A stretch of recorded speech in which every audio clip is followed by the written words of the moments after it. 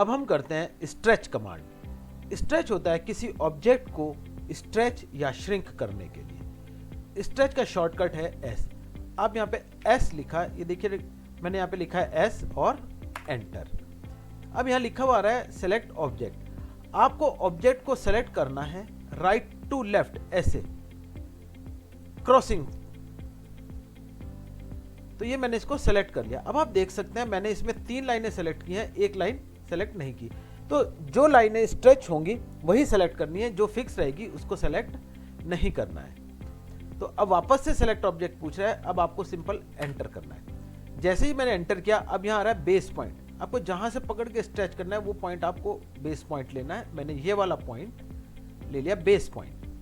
अब second point पूछ रहा है,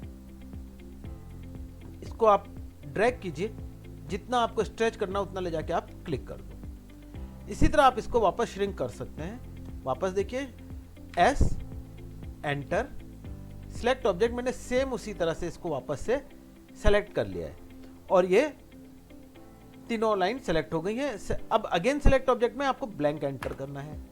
अब बेस पॉइंट जहां से आपको इसको श्रिंक करना है और वापस से इसको जहां लाना था वहां लाके क्लिक कर दीजिए, ये श्रिंक हो गया।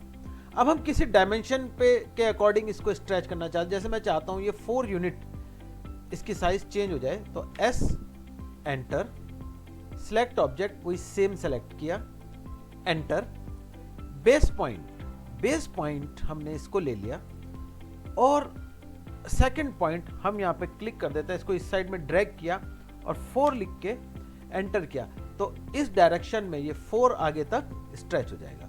अब मैं चाहता हूं ये स्ट्रेच हो जाए नीचे की साइड 3 यूनिट, तो एस एंटर। अब मैं इसको ऐसे सेलेक्ट करूंगा, ये इस तरह सेलेक्ट किया, ये वाला मैंने सेलेक्ट नहीं किया क्योंकि ये फिक्स रहना है।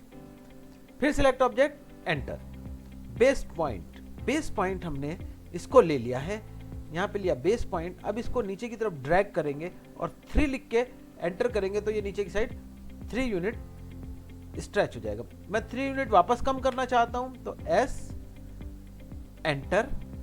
अब ये सेलेक्ट ऑब्जेक्ट पूछ रहा है, मैंने इसको सेलेक्ट ऑब्जेक्ट कर दिया है, फिर एंटर बेस पॉइंट वही दिया। अब इसको ऊपर की तरफ ड्रैग किया और यहाँ पे 3 लिख के एंटर किया, तो ये 3 यूनिट स्ट्रेच हो जाएगा।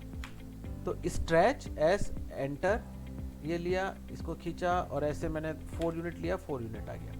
अब मैं चाहता हूं ये वाला जो पॉइंट है, ये वाला पॉइंट ये यहां से ऊपर की तरफ स्ट्रेच हो 4 के डिस्टेंस और 45 डिग्री एंगल पे। तो एस एंटर सिलेक्ट ऑब्जेक्ट, हमने इसको सेलेक्ट कर लिया। अगेन सिलेक्ट ऑब्जेक्ट में एंटर। अब आ रहा है बेस पॉइंट मैंने इसको दिया। सेकंड पॉइंट में हम यहां लिखेंगे @4 एंगल 45, यानी इस पॉइंट को बेस मानते हुए 4 के डिस्टेंस पे और 45 डिग्री एंगल पे इसको स्ट्रेच कर देगा। ठीक है, तो इसमें आपको एक चीज ध्यान रखना है कि आप सर्कल को स्ट्रेच नहीं कर सकते हैं। सर्कल स्ट्रेच नहीं होगा। देखिए जैसे मैंने यहां लिया तो ये स्ट्रेच नहीं हुआ बल्कि मूव हो रहा है, तो स्ट्रेच नहीं होगा सर्कल है। अब मैंने कोई इलिप्स बना दिया है, जैसे अब मैं इसको खींचना चाहूँ, ये स्ट्रेच नहीं होगा। तो सर्कल इलिप्स वगैरह ये स्ट्रेच नहीं होगी। हाँ, अगर आपने रेक्टेंगल कमांड से रेक्टेंगल बनाया, ये है तो सिंगल एंटिटी बट ये स्ट्रेच हो जाएगा। एस एंटर, मैंने वही दिया। अब देखो ये 3 लाइन ली, चौथी लाइन तो अपना आप सेलेक्ट हो क्योंकि ऑब्जेक्ट सिंगल है, बट ये इसको कंसीडर नहीं करेगा और मैं इसको इसी तरह से आगे स्ट्रेच कर सकता हूँ। तो रेक्टेंगल के केस में पॉलीलाइन एंटिटी होते हुए भी ये इसको स्ट्रेच कर देगा। तो स्ट्रेच कमांड है किसी ऑब्जेक्ट को स्ट्रेच और श्रिंक करने के लिए।